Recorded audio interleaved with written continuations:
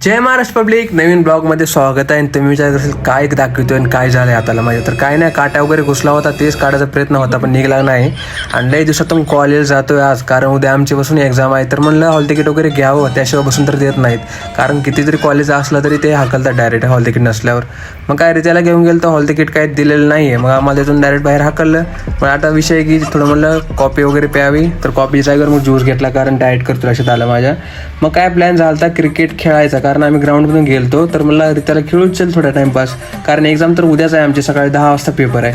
मग थोडंवर तुम्ही एन्जॉय करा, मला दाखवतो कसं काय खेळतोय क्रिकेट. मला येत नाही जास्त खेळता.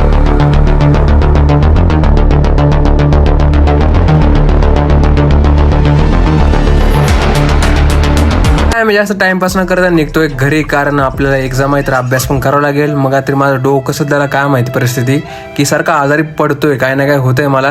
म्हणजे ते ॲपल वगैरे आणले होते खायला.